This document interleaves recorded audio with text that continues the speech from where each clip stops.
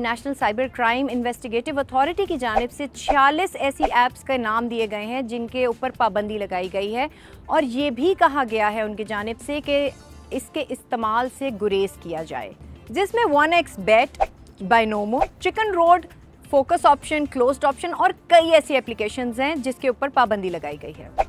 पाकिस्तान के कॉन्स्टिट्यूशन के मुताबिक जुआ खेलना और ऑनलाइन बेटिंग ऐप्स या फिर ऑनलाइन गैम्बलिंग करना कानूनन जुर्म है। National cyber crime investigative authority के मुताबिक पाकिस्तान में ज़्यादातर लोग जो हैं वो स्पोर्ट्स के ऊपर जुआ खेलते हैं, जैसा कि क्रिकेट या मुख्तलिफ और खेल। ये एप्लीकेशन जो है आलमोस्ट जो है सारी की सारी बाहर से ऑपरेट हो रही है पाकिस्तान के, और जुए में फ़ौरन बताते हैं कि ये 50,000 जीत गया, एक ही शॉट में ये 1 लाख जीत गया। तो वह गैमलिंग की मुख्तलिफ ऐप्स हैं जो कि वो उन ऐप्स को यूज़ करते हैं। उसके ऊपर अगर कोई क्रिकेट मैच लगा हुआ है तो उसके ऊपर बैटिंग करते हैं। अगर ये वो होती हैं डाइस और डिफरेंट टाइप्स ऑफ गीटियाँ और बहुत सारी चीज़ें, इतनी इकसाम का जुआ है। कुत्तों की दौड़ पे जुआ लग रहा है, घोड़ों की दौड़ पे जुआ लग रहा है, किसी मुल्क का कोई इलेक्शन हो रहा है उस पे जुआ लग रहा है कि कौन जीतेगा।